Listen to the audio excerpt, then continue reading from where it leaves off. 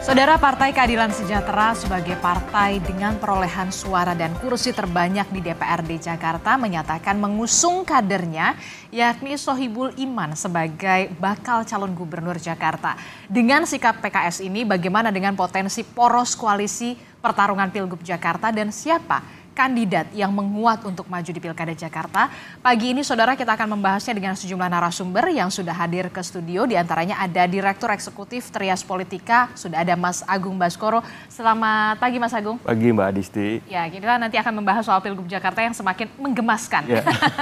Kemudian ada melalui sambungan Zoom, ada Ketua DPP Partai Kebangkitan Bangsa, ada Bung Daniel Johan. Selamat pagi, Assalamualaikum Bung Daniel. Salam pagi Bang, pagi Mbak semuanya Bang kita. Pagi. Oke, terlalu bersemangat ya. Kemudian ada Ketua DPD Gerindra Jakarta, ada Bung Ahmad Riza Patria. Selamat pagi Pak Riza. Selamat pagi, Assalamualaikum. Waalaikumsalam warahmatullahi wabarakatuh. Kemudian juga yang terakhir ada juru bicara dari Partai Keadilan Sejahtera, ada Mas Muhammad Iqbal. Mas Iqbal, selamat pagi, Assalamualaikum. Pagi, Assalamualaikum Mbak semuanya. Iya, saya ke PKS dulu, ini yang menjadi spotlight kita semua karena setelah PKS akhirnya menyebutkan satu nama untuk mendorong kadernya, kader internalnya ini maju di Pilgub Jakarta, nama Sohibul Iman. Tentu saja apa pertimbangannya nih? Tiba-tiba kok ada nama Sohibul Iman yang kemudian dimajukan untuk Pilgub Jakarta, Bung Iqbal? Ya, saya kira karena memang selama ini kan publik bertanya-tanya, apakah PKS ini punya tokoh atau punya kader nggak sih? Kan ngakunya partai kader gitu. Lalu kami memunculkan nama Pak Sohibul Iman. Kenapa Pak Sohibul Iman? Pak Sohibul Iman ini adalah mantan Presiden PKS, Doktor S1 sampai S3-nya di Jepang, mantan Wakil Ketua DPR RI, mantan Rektor Paramadina, dan pernah terpilih menjadi anggota DPR RI dari Dapil Jakarta II, yang meliputi Jakarta Selatan, Jakarta Pusat, dan luar negeri dengan suara yang signifikan. Artinya secara kompetensi kami memiliki tokoh. Tapi lagi-lagi semua politik ini masih dinamis. Kita melihat nanti perkembangan karena Pak Anies belum juga deklar secara resmi untuk maju sebagai calon gubernur. Ya, karena PKS ini tidak bisa mengusung sendiri. PKS hanya memiliki 18 kursi. Sementara untuk maju itu perlu 22 kursi. Begitu kami menyiapkan berbagai skenario. Kalau ternyata Pak Anies berhalangan atau tidak berkenan maju atau ternyata tidak dapat dukungan dari partai lain, maka mungkin akhirnya Pak Sohibul Iman menjadi gubernur. Skenario kedua, kalau Pak Anies ternyata berlayar, dapat perahu, dapat dukungan, bisa dipasangkan dengan Pak Sohibul Iman. Artinya kami memiliki fleksibilitas dalam konteks ini. Jangan di framing bahwa kalau kita mengusungkan Pak Sohibul Iman lalu kita meninggalkan Pak Anies atau Pak Anies meninggalkan kita. Karena ini jadi framing yang berbahaya menurut saya. Karena kita dan Pak Anies ini memiliki kebersamaan yang sudah cukup lama. Yang kedua, kenapa kami harus memajukan calon dalam konteks pemilu kali ini? Karena dalam berbagai pemilu kami sudah banyak berkorban lah dalam tanda kutip ya.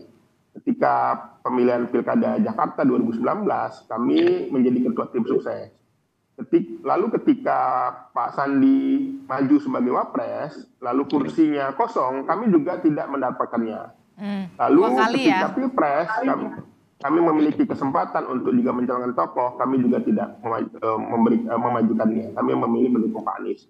Jadi memang sudah saatnya juga memang kalau kali ini, kesempatan ini, PKS di Jakarta juga memajukan tokohnya sebagai calon.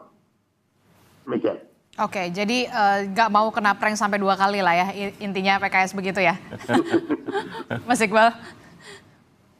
Ya, saya kira bukan prank ya. Artinya kami juga memiliki kesempatan, peluang karena kami sebagai pemenang. Tentu saja mesin PKS ini terbukti ampuh dan kencang di Jakarta ini. Jadi ini adalah momentum bagi PKS untuk bisa memajukan calonnya sendiri, baik untuk ketika berhadapan dengan partai lain ataupun juga dengan berpasangan dengan Mas Anies. Oke, saya ke Bung Daniel Johan dulu sambil kemudian Bung Iqbal memperbaiki audionya karena memang agak sedikit kurang jelas di kami untuk menerimanya. Saya ke Bung Daniel. Bung Daniel, ini kalau kita melihat tiba-tiba ada nama Pak Sohibul Iman yang kemudian dimajukan oleh PKS begitu di Pilgub Jakarta. Respon Anda sendiri bagaimana melihat partai Anda kan memang sudah jelas begitu ya mengusungnya adalah nama Anies Baswedan, utamanya DPW PKB Jakarta. Agak sedikit ketar-ketir nggak atau kenapa ya gitu? Ya, terima kasih Mbak. Tentu posisi kita adalah menghargai apa yang menjadi keputusan sahabat PKS. Dan saya rasa wajar sebagai pemenang pileg kemarin di DKI dengan perolehan terbesar dan sebagai ketua DPRD nanti, apalagi tadi sudah dijelaskan sebagai partai kader, selayaknya memang PKS mengajukan kadernya. Ya. Tetapi kan tadi juga sangat clear dijelaskan oleh sahabat Bang Iqbal bahwa PKS tetap terbuka untuk nanti berkoalisi dengan partai lain, termasuk terbuka untuk berduet dengan Pak Anies. Nah, tinggal kita lihat dinamika ke depan seperti apa. Posisi PKB tentu terbuka. Nah, kita berharap nanti di tingkat wilayah ada komunikasi yang lebih intens. Dan sebenarnya kalau kita berharap dari DPW itu agar sahabat-sahabat partai yang lain yang memang merasa sevisi ya, yang menganggap Pak Anies itu layak untuk maju kembali yang kedua kali di dalam Pilkada DKI berikut, bisa menyatakan dukungannya, sehingga kalau misalkan dukungannya sudah dinyatakan, sehingga partai-partai bisa segera melakukan komunikasi yang intens, musyawarah untuk salah satunya misalkan menentukan wakil. Ya. Nah, dari situ sehingga langkah lanjutnya menjadi lebih jelas. Oke, tapi ini merupakan sinyal nggak sih sebenarnya PKS ini memang mau memajukan kadernya ini di Pilgub Jakarta? Berarti PKB, waduh jangan-jangan kita nggak bisa berkomunikasi lagi nih, udah nggak ketemu nih. Anda berpikir sedemikian itu juga, Bung Daniel? Enggak juga, karena kan penjelasan Bang Iqbal sangat jelas bahwa posisinya itu sangat terbuka untuk berduet kan, karena itu menjadi alternatif. Kalau misalkan Pak Anies nggak maju, ya PKS maju sebagai calon gubernur. Tetapi kan juga terbuka untuk bergabung dengan koalisi Pak Anies dengan mengajukan PKS sebagai wakil misalnya. Oke. Berarti ya ini adalah salah satu alternatif yang kemudian coba diupayakan oleh PKS. Jangan sampai begitu ya kader internalnya ini sampai direlakan 2 kali masa jabatan begitu ya. Pak Sandi sama Pak Riza begitu sebelumnya begitu. Bung Riza, ini bagaimana kalau koalisi Indonesia Maju merespon hal ini? PKS yang kita tahu basis suaranya tertinggi di Jakarta, kemudian mengusung kadernya sendiri, kader internalnya. Ada sedikit kekhawatiran nggak sih kalau dari koalisi Indonesia Maju? Saya kira enggak ya, justru kami mengapresiasi apa yang menjadi pilihan partai-partai PKS yang mengusung kader terbaiknya, terlebih partai PKS.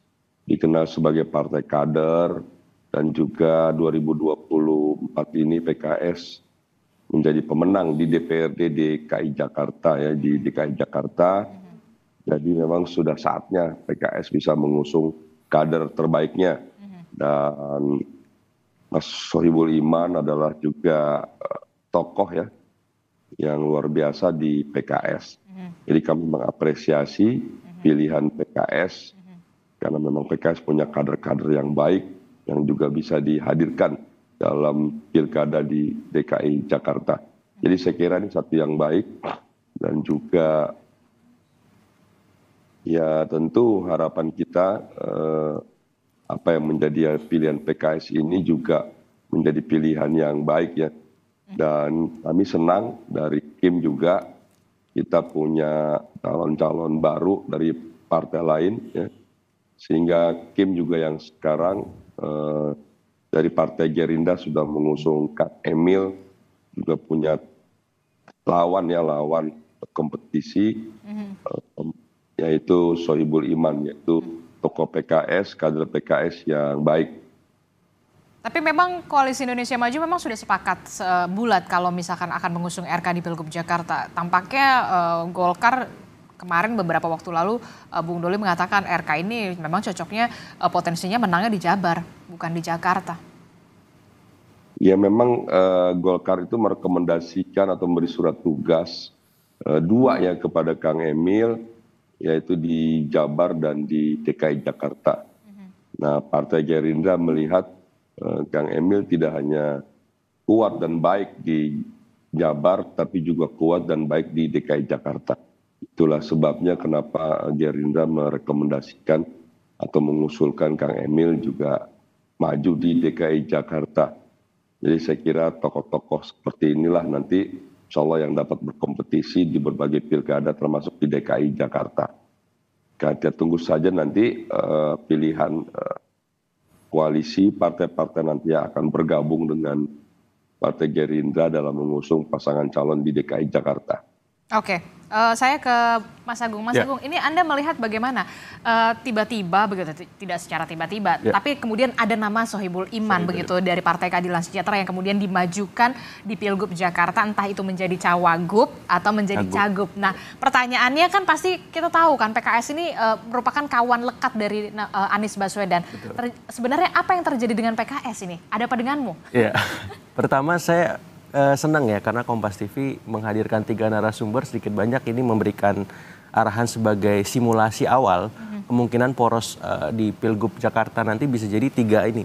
Karena Bang Daniel Johan sudah mendeklarasikan Mas Anies gitu, PKS Mas Sohibul Iman, dan kemudian di sisi Gerindra ada Mas Ridwan Kamil yang terus digodok. Jadi saya membayangkannya secara liar ini jangan-jangan Pilkada Jakarta ada 3 poros koalisi yang akan bertanding nanti seperti itu. Tapi yang jelas di luar itu semua PKS ingin mengirimkan pesan kepada eksternal bahwa mereka punya kader, mereka punya marwah yang perlu dijaga setelah dalam beberapa kesempatan kalau tadi bahasanya di prank ya, atau zong gitu seperti itu. Nah, ini membuktikan bahwa PKS sudah berubah, sudah beda dan siap ya menampilkan kader terbaiknya untuk bertarung di Pilkada Jakarta. Sekaligus menjaga posisi tawarnya baik di koalisi pemerintah maupun di koalisi non pemerintah. Karena apa? Karena ya sedikit banyak ada gula-gula politik yang katanya mulai ditawarkan kepada PKS, dan itu saya kira bisa membuka ruang yang sangat luas bagi PKS untuk bisa berbicara lebih jauh ketika Pilkada Jakarta nanti, karena ini bisa mempengaruhi juga konstelasi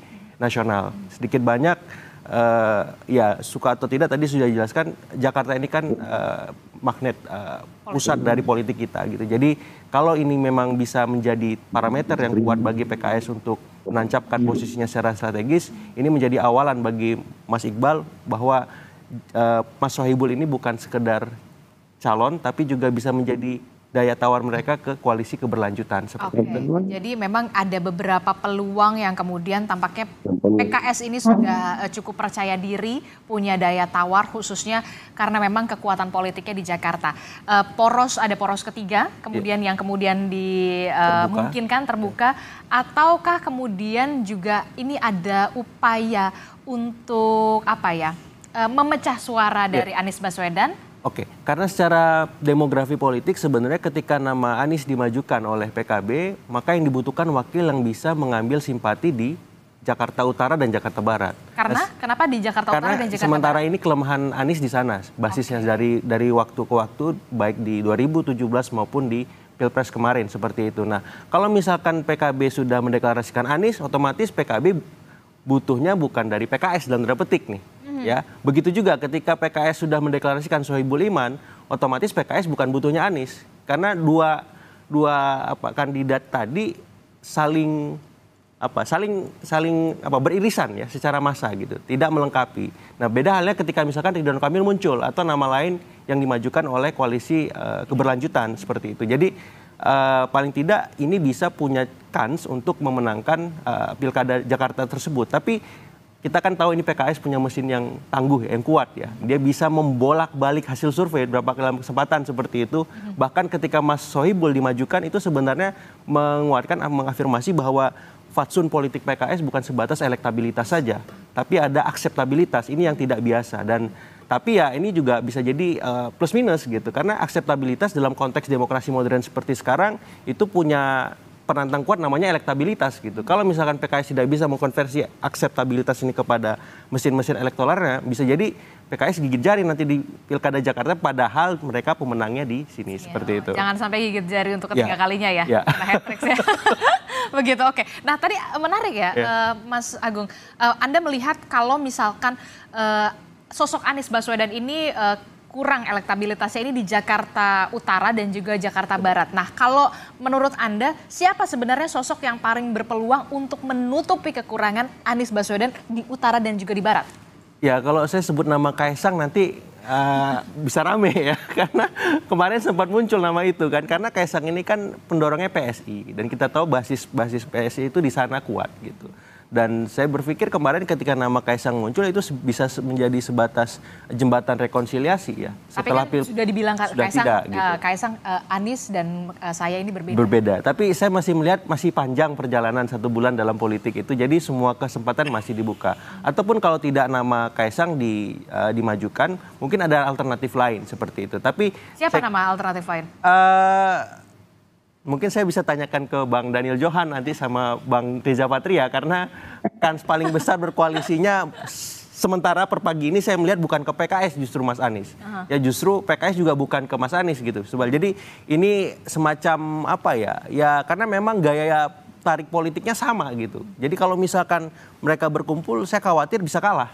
Nah tapi kalau misalkan mereka berpikir ini punya kans untuk menang juga ya it's okay. Tapi politik ini kan sangat dinamis ya, peta suara suka berubah dan kita tahu bahwa basis-basis di Jakarta dan Jakarta Utara dan Jakarta Barat tadi memang tidak mudah untuk dimasukin oleh teman-teman PKS dan turunannya seperti itu. Jadi saya melihat memang ini menarik ya ketika PKS mendeklarasikan lebih awal saya kira, karena memang saya berpikir mereka akan mengikuti alur dulu baru di detik akhir menentukan sikap seperti itu.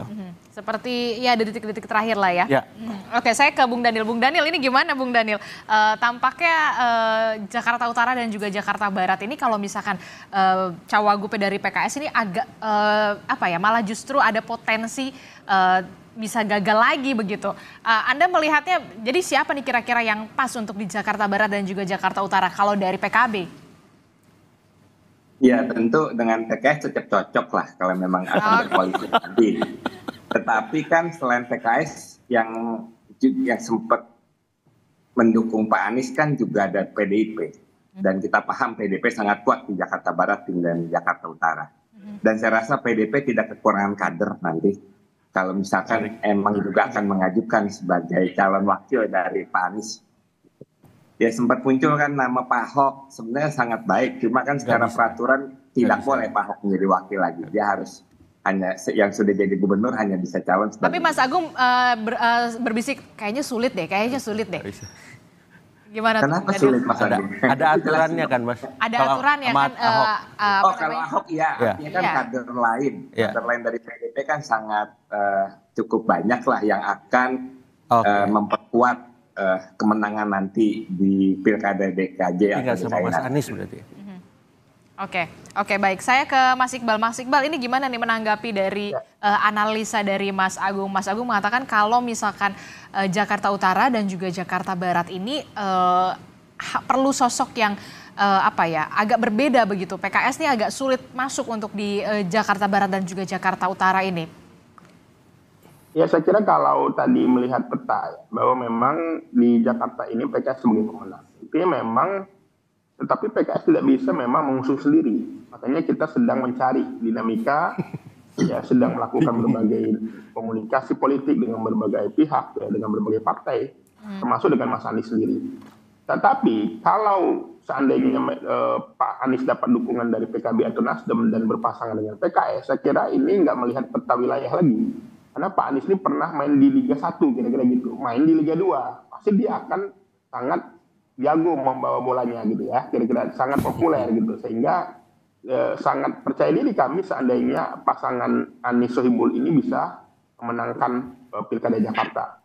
Apalagi kalau misalnya calonnya diimpor dari provinsi sebelah misalnya. Diimpor dari provinsi sebelah siapa tuh? RK. RK. Tentu saja ini lebih mudah, menurut saya lebih kuat Mas Anies sebagai incumbent dan Pak Sohibul Iman selaku orang yang pernah terpilih di Dapil Jakarta 2. Kira-kira begitu. Tapi kalau skenario terlain ternyata memang Mas Anies ternyata tidak berkenan maju atau mendapat tawaran dari pihak lain gitu ya untuk dapat posisi lain, tentu saja kami juga siap juga untuk maju sendiri. Kira-kira begitu. Oke, siap juga untuk maju sendiri kalau memang Mas Anies ini punya ada pikiran dan juga kalkulasi yang berbeda begitu dari PKS. Nah, Mas Iqbal, kalau misalkan dikatakan ini PKS lagi berupaya untuk memecah suara dari Anies Baswedan dengan adanya poros ketiga begitu.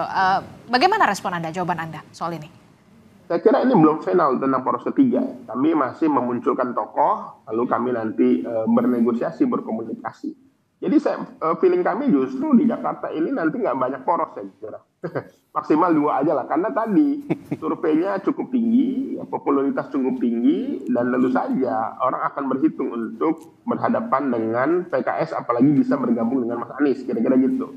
Itu sangat kuat, kami yakin sekali. Karena tadi popularitasnya saya kira warga Jakarta nggak ada yang kenal Mas Anies lah, karena beliau pernah jadi gubernur 5 tahun, pernah nyalon presiden, ya artinya se-Indonesia aja tahu ya, dengan kinerja yang kepuasan cukup tinggi.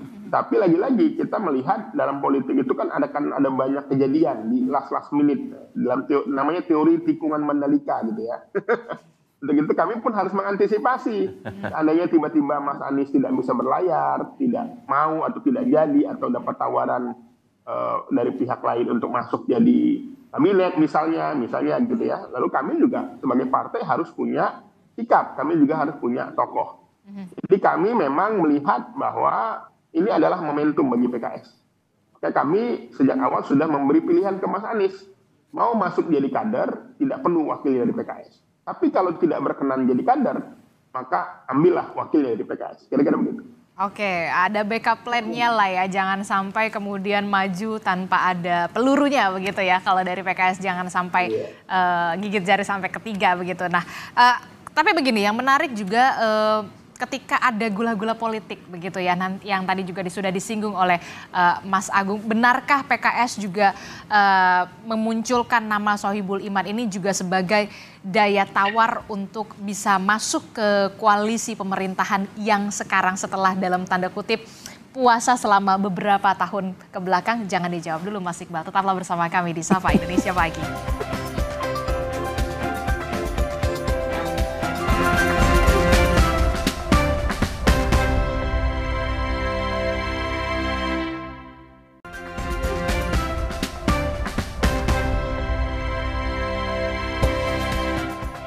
Anda masih bersama kami, Saudara, di Sapa Indonesia Pagi masih membahas soal bagaimana PKS yang memajukan kader internalnya, yakni dengan nama Sohibul Iman untuk maju di Pilgub Jakarta sebagai cagup ataukah kemudian menjadi cawagup. Masih membahasnya dari PKS, ada Mas Iqbal, kemudian dari Partai Gerindra juga ada Bung Riza Patria, kemudian dari PKB ada Bung Daniel Johan dan Mas Agung masih bersama kami di studio. Saya tadinya mau ke Mas Iqbal, cuma Mas Iqbalnya nggak ada ini. Oh, ada. Mas Iqbal, justru Bung Riza. Mas Iqbal, ini gimana ya kalau ada yang mengatakan ini kan PKS sempat ditawari begitu ya, ada gula-gula politik. Apakah ini menjadi upaya dari PKS untuk mempunyai daya tawar untuk masuk ke koalisi pemerintahan Prabowo Gibran 5 tahun mendatang? Ya, saya kira kan semua dalam politik itu sangat dinamis ya. Tetapi saya pribadi nggak tahu tuh info dari mana ya tentang gula-gula ini. Tetapi mungkin komunikasi ada yang mewakili pihak A, pihak B ya. Kita anggap omon-omon aja lah. Kita anggap itu bagian dari gula-gula tadi ya. Gula-gula yang tentu saja belum tentu manis juga ya. Tetapi lagi-lagi dalam konteks Jakarta ini bukan hanya soal gula-gula. Ini soal PKS ke depan. Bagaimana PKS ini sudah dipercaya oleh rakyat Jakarta, ketua DPRD-nya insya Allah nanti dari PKS ya. Ini tentu saja momentum bagi PKS untuk menunjukkan kualitasnya. Karena tadi saat ini kita melihat PKS sudah banyak berkorban, sudah banyak mengalah lah. Dan ini adalah momentum bagi PKS di saat sebagai pemenang untuk bisa berkontribusi lebih nyata buat warga Jakarta. Oke, jadi udah nggak mau mengalah lagi begitu ya, udah nggak mau mengalah lagi, harga mati begitu. Nah, kalau Anda melihatnya ini gimana nih, Mas Agung? Ya, kalau saya melihat semuanya masih bisa dinegosiasikan karena masih ada 1 bulan ya waktu untuk kita mencari tahu apakah poros koalisinya 3, 2 atau bahkan 1 misalkan. Tapi possible-nya 2 orang 3? Per pagi ini mungkin 2 lah ya. Tapi bisa saja mengembang menjadi 3. Kenapa? Karena saya masih melihat ada pengaruh yang sangat signifikan dari dua istana ya. Jadi sampai 20 Oktober ada Istana Merdeka yang berpengaruh, yang bekerja kekuatan-kekuatan politiknya. Tapi setelah itu ada Istana Hambalang namanya. Ya, yang berkuasa setelah 20 Oktober 2024 dan di situ berkelindan pilkada diselenggarakan 27 November 2024. Nah, kalau tadi misalkan Anies elektabilitas tinggi, tapi kalau tidak senafas dengan dua istana ini bahaya Bang Iqbal. Ya, karena ada kutukan petahana juga namanya. Ya, kalau 2014 kemarin ada Jokowi efek, ya. 2017 ada 212 efek. Nah, kalau 2024 ini prediksi saya ada istana efek namanya. Nah, kalau Mas Anies tidak membaca ini atau PKS tidak membaca ini bisa menjadi sebuah bumerang politik nantinya. Sehingga mau tidak mau, kenapa PKS tiba-tiba melakukan manuver tajam ya, mengagetkan lawan dan kawan mungkin juga seperti sampai itu. Sampai ngepot-ngepot ya. Saya kira ini bagian dari membaca arah angin politik istana tadi. Ya, karena suka atau tidak, ya PKS kan puasa terus nih. Kan nggak gampang, puasa Daud aja berat ya, sehari puasa, sehari lepas. Apalagi 2 periode. Iya, gitu ya. masa nggak buka-buka ya kan? Itu, nah saya kira. Nanti bisa kekurangan gula. Nah, kecuali PKB kan udah nyaman kan seperti itu. Sehingga memang arah-arahnya bisa jadi agak berbeda dari istana dibanding dengan PKS. Makanya saya melihat PKS dan PKB ini mungkin bisa jadi akan, kemesraannya akan berakhir di Pilkada Jakarta ini.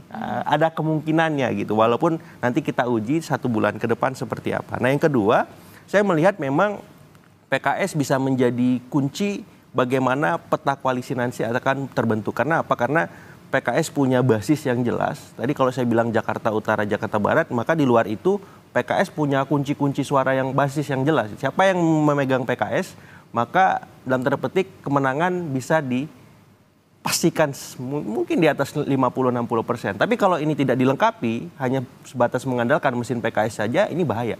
Gitu. Kemenangan yang di depan mata tadi bisa luput dan ya siap-siap Jakarta punya pemimpin baru seperti itu. Gimana Mas Iqbal? Saya masih fokus ke PKS dulu deh sebentar. Singkat saja Mas Iqbal, soal adanya istana efek, terus kemudian ada kutukan petahana, jangan sampai PKS salah strategi. Ya, saya kira Jakarta ini adalah pemilih rasional ya.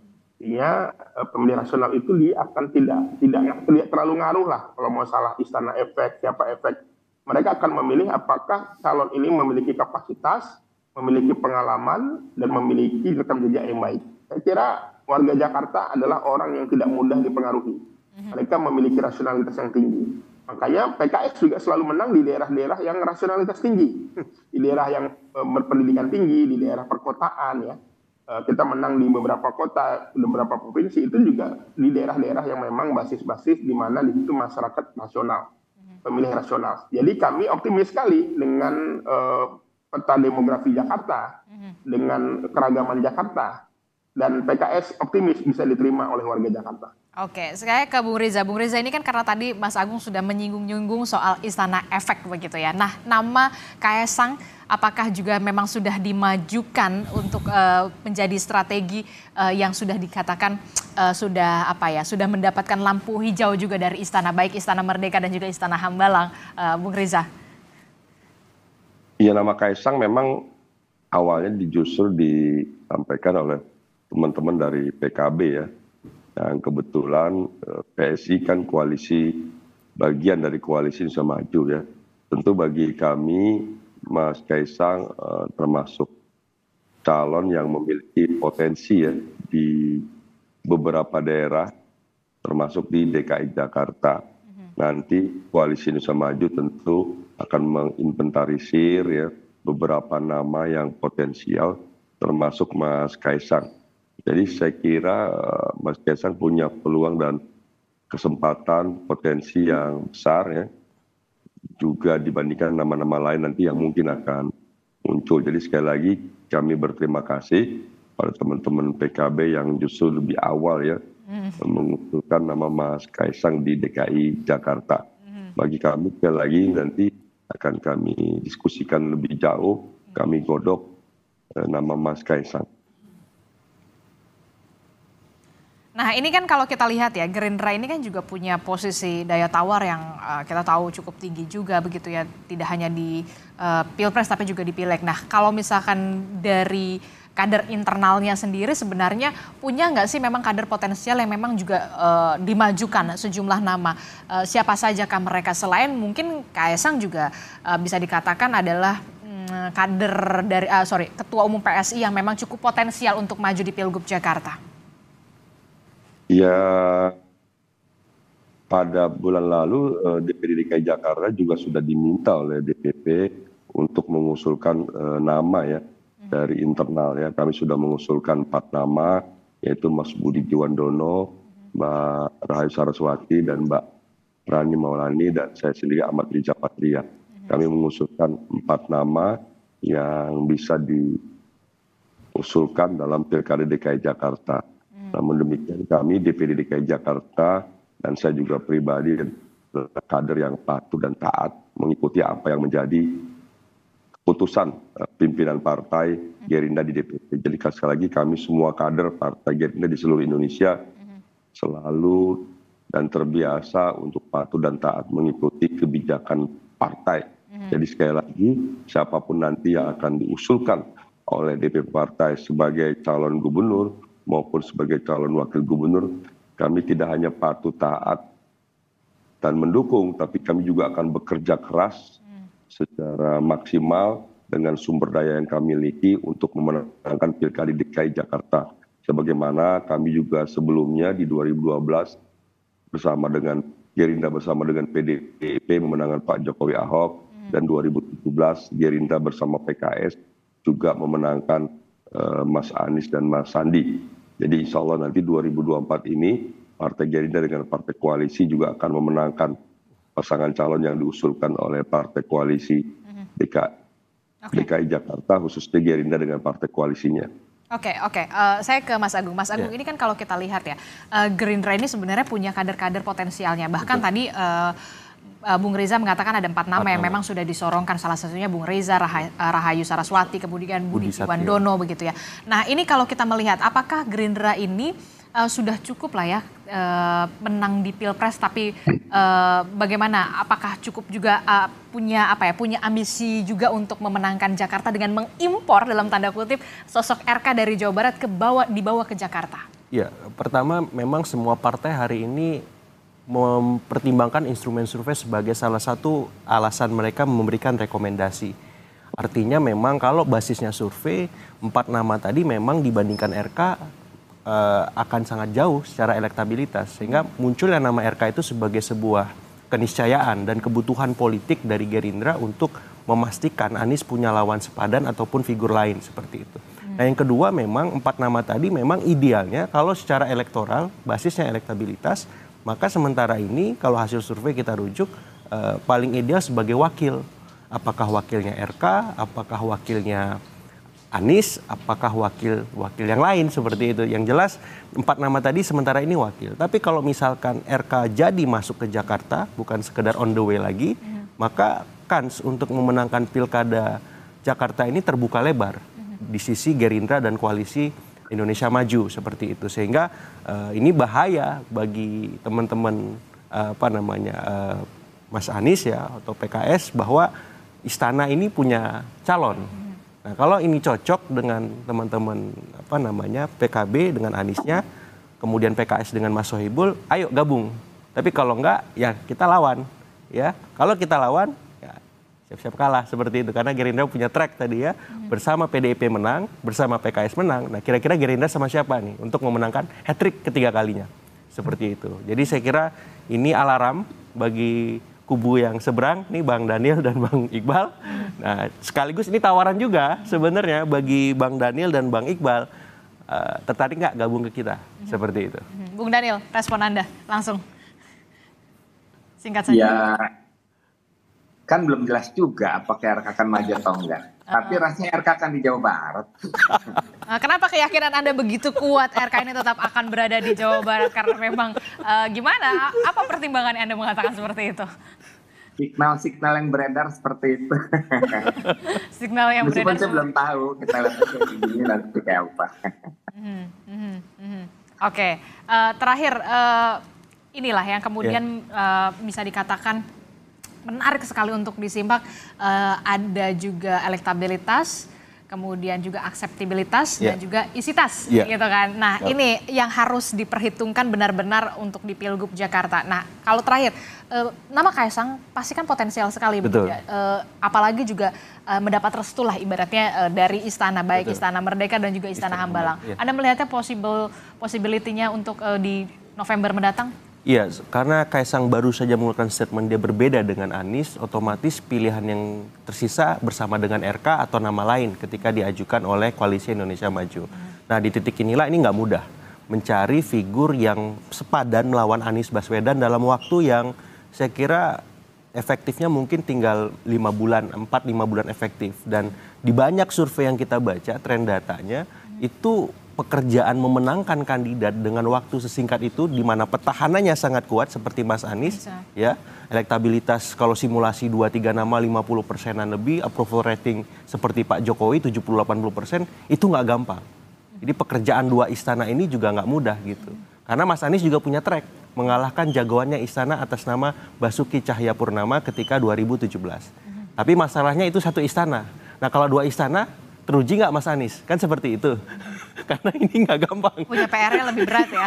Ya, jadi saya kira semua kubu, semua kutub koalisi hari ini ya harus sama-sama mawas, jangan terlena dengan elektabilitas, approval rating, maupun dalam tanda petik kekuatan istana sekalipun. Karena ketiga-tiga variabel tadi pernah kalah dan dikalahkan seperti itu. Oke, termasuk juga kalau di 2024 ini jangan-jangan ada kutukan petahana. Itu juga yang kemudian harus menjadi alarm juga, baik itu untuk koalisinya PKB nanti atau kemudian dari Koalisi Indonesia Maju. Nanti kita masih akan lihat bagaimana perkembangan dan juga dinamika politiknya karena komunikasi ini masih cair, masih terbangun, masih ada beberapa bulan lagi. Nggak ada yang nggak mungkin di dunia politik. Terima kasih Bung Riza Patria dari Partai Gerindra telah bergabung bersama kami. Mas Iqbal dari Partai Keadilan Sejahtera dan kemudian ada Bung Daniel Johan. Mas Agung, terima kasih. Selamat pagi Bapak-Bapak, sehat selalu. Assalamualaikum. Waalaikumsalam.